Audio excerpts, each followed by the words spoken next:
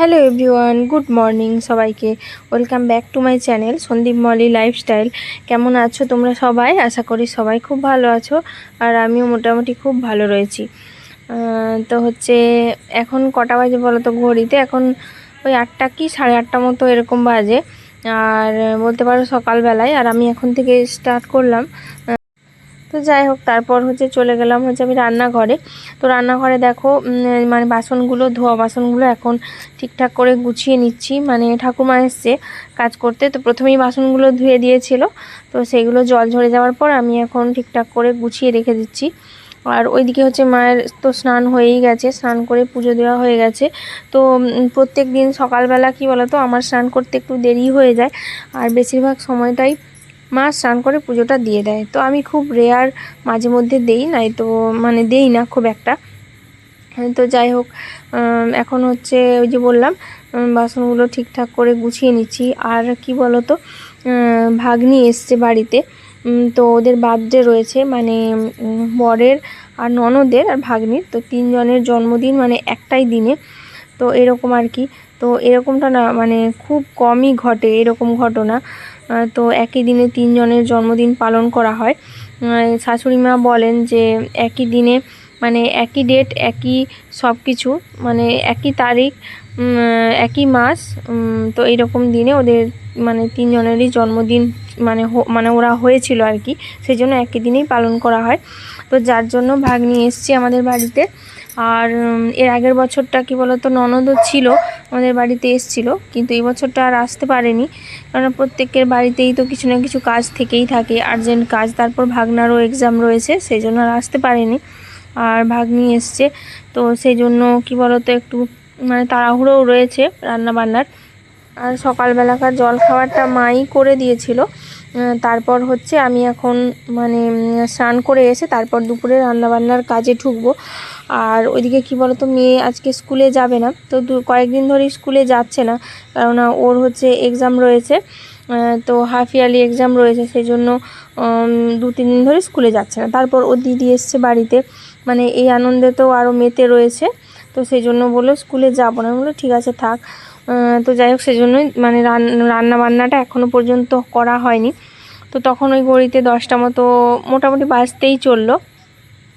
তো যাই হোক, আমি দেখো এখন হচ্ছে এই যে মাংসটা দিয়ে গেছিলো বাড়িতে, আর আজকে বানাবো দুপুরবেলা বিরিয়ানি। তো বাড়িতে মাংসটা দিয়ে গেছিলো, তো ওরাই দিয়ে যায়, ফোন করে দিলে ওরাই বাড়িতে মানে পার্সেল করে দিয়ে যায়। তো সেটা আমি এখন মানে ম্যারিনেট করব। তোমরা তো জানোই, যারা বিরিয়ানি বানাও বাড়িতে তারা তো জানোই যে বিরিয়ানি করার কীরকম ঝামেলা থাকে। তো হচ্ছে আমি এখন ওই যে লেগ পিসগুলো থাকে, তো ওগুলো না এত বড় বড় দিয়ে ফেলে, ওগুলো হচ্ছে না ছুরি দিয়ে মানে কেটে দিলে ওগুলো ভেতরটা না মানে কাঁচা কাঁচা মতো থেকে যায়, নরম, মানে নরম কীরকম একটা খেতে লাগে। তো সেই জন্য ওগুলো আমি এখন পুরো মানে এদিক সেদিক মানে চারিদিকে ছুরি দিয়ে কেটে কেটে দিলাম। তো তারপর হচ্ছে ওটাকে ম্যারিনেট করব। তো এগুলো সব কিছু রেডি করে দিয়ে তারপরে হচ্ছে আমি স্নান করতে যাব।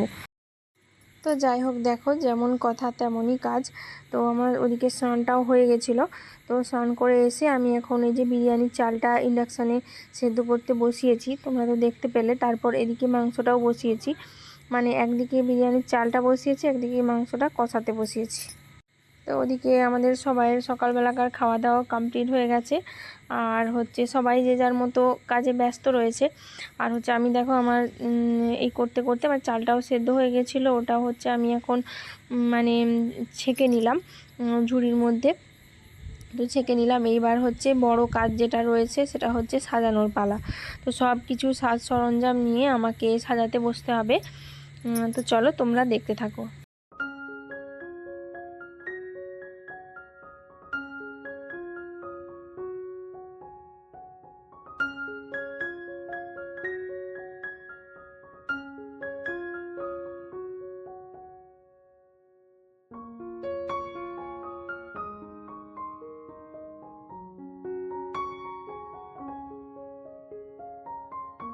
তো ওইদিকে তো আমার মাংসটা প্রায় কষানো হয়ে এসছে, তো এখনও পর্যন্ত কষানো চলছে। আর এইদিকে মেয়েকে দেখো, মেয়ে হচ্ছে রায়তা বানাচ্ছে। তো ও পুরোটা মানে বানায়নি, ওর হচ্ছে মানে ঠাকুমা মানে ও দিদা বলে, তো ওর দিদা হচ্ছে একটুখানি ওকে হেল্প করে দিয়েছিল, মানে ওর মধ্যে যে ধনেপাতা, গাজর, পেঁয়াজ এগুলো দেওয়া হয় তো ওগুলো কাটাকুটি করে দিয়েছিল, ও শুধু হচ্ছে বানাচ্ছিল, মানে লবণ তারপর চিনি এগুলো দিয়ে ও শুধু বানিয়ে দিচ্ছিল। তো এরকমটা আর কি। আর হচ্ছে মেয়ের এখন এমন নেশা হয়েছে, মানে সব সময় কি বলতো, মানে এই রকম টাইপের খাবার খেতে মানে ওর ইচ্ছে হয় সব সময়। মানে ভাত মুড়ি তো একেবারেই কম খায়, মানে ভালো মন্দ যে খাবারগুলো হয় সেইগুলো খেতে পছন্দ করে। তারপর হচ্ছে বাজারের যে জিনিসগুলো হয় যেমন momo, chowmein, egg roll, chicken roll, এইগুলো না, এই সব জিনিসগুলো বেশি খেতে পছন্দ করে। তো এরকম আর কি। তারপর বিভিন্ন রকম জিনিস ফোনের মধ্যে দেখে, তো সেগুলো হচ্ছে বলো আমাকে বানিয়ে দাও, মানে এরকম আর কি। তো যাই হোক, এই করতে করতে দেখো আমার হচ্ছে ওদিকে বিরিয়ানিও রেডি পুরো, আর আমরা খেতে বসে পড়েছি। আর ওই যে ভাগ্নি এসছে, তোমরা তো দেখতেই পেলে।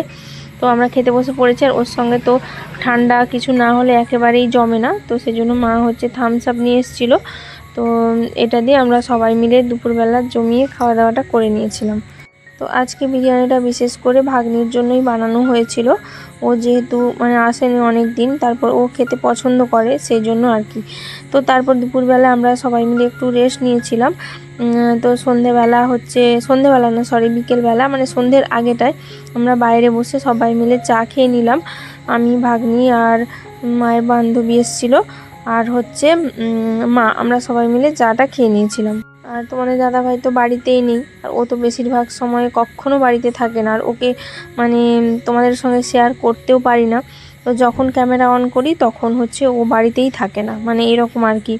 তো সেই জন্য আমার সঙ্গে ভীষণ রাগারাগি হয়। তো যাই হোক, রাত্রেবেলা দেখো বানাচ্ছিলাম রুটি। মা এখানে রুটিটা বেলে দিচ্ছিলো, আর আমি হচ্ছে ভেজে নিচ্ছিলাম। আর ননদ হচ্ছে ভাগ্নি যে এসছে, ভাগ্নির হাতে চিলি চিকেন পাঠিয়েছিল, তো ওইটা দিয়েই সবাই মিলে খাওয়া দাওয়াটা করব, মানে রুটি খেয়ে নেবো আর কি। তো যাই হোক, আজকের মতো ব্লগটা এই পর্যন্তই। কেমন লাগলো সবাই কমেন্ট করে জানিও, ভালো লাগলে একটা লাইক করে দিও। তো আজকের মতো টাটা, সবাই ভালো থেকো, সুস্থ থেকো, সবাইকে জানাই গুড নাইট। তো দেখা হচ্ছে পরের একটা নতুন কোনো ব্লগে।